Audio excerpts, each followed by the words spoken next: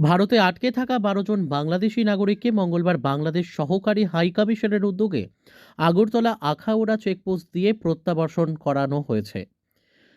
মঙ্গলবার সকালে ওই ১২ জন বাংলাদেশি নাগরিককে তাদের পরিবারের সদস্যদের হাতে তুলে দেওয়া হয়েছে। দীর্ঘ ১৫ মাস ১৫ দিন পর পরিবারের সদস্যরা তাদেরকে কাছে পেয়ে অত্যন্ত আনন্দিত।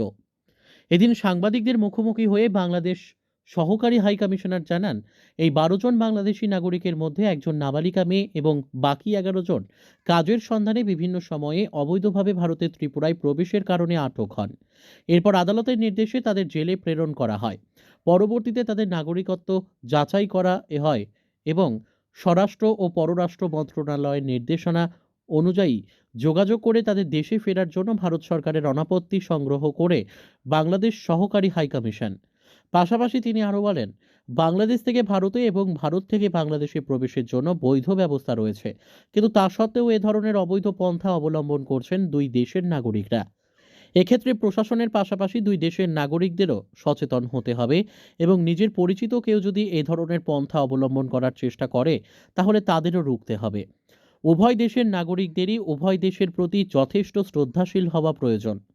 ১২ জন বাংলাদেশি নাগরিকরা হলেন জবা রানী রায়, জগদীশ রায়, বিউটি হেনা চৌধুরী, রিয়া হোসেন, বিনা বেগম, মোহাম্মদ শেখ, শাহিনা বেগম, মোহাম্মদ শামিন, সুহান মিয়া, মোহাম্মদ ফারুক হোসেন, আসমা বেগম সহ তৃষ্ণা অধিকারী। আমার আমার প্রথম প্রথম দরকার হচ্ছে সচেতনতা তৈরি করা।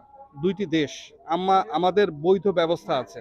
যে কেউ পাসপোর্ট করে খুব সহজে ভিসা দিচ্ছে।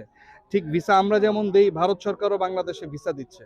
তো যেখানে আমার বৈধ প্রবেশের সুযোগ রয়েছে, সেখানে আমি কেন অবৈধ পন্থা অবলম্বন করব? আর যারাই অবৈধ পন্থা অবলম্বন করছে, আমরা পত্রপত্রিকার মাধ্যমে দেখছি যে তারা হয় পাচারের শিকার, নারী বা শিশু পাচারের শিকার, অথবা তারা ড্রাগ সহ বিভিন্ন অবৈধ পণ্যের চোরাচালান এর সঙ্গে যারা জড়িত, এই মানুষগুলো। তো এইটা তো কোনোভাবেই কাম্য নয়। আমাদের মধ্যে এই সচেতনতা থাকতে হবে। আমরা সবাই জানি বর্ডার অঞ্চলগুলো, আপনাদের সাংবাদিক ভাইরা আপনারা সবাই জানেন যে বর্ডার অঞ্চলগুলো কিছু কিছু জায়গায় অরক্ষিত। এটা ঠিক। আমাদের বিজিবি, বাংলাদেশ অংশের বিজিবি এবং বিএসএফ এর যথাসম্ভব তৎপরতা এবং সুদৃষ্টি থাকা সত্ত্বেও, যেহেতু এত বড় একটা সীমানা এবং অনেকগুলো অংশে এখনো কাঁটাতার নেই, তো এজন্য এইটার সুযোগ আসলে দুষ্কৃতিকারীরা এই সুযোগগুলো নিচ্ছে।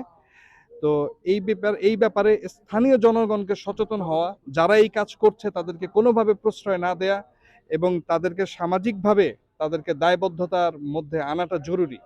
Bureau report, news daily Bharat.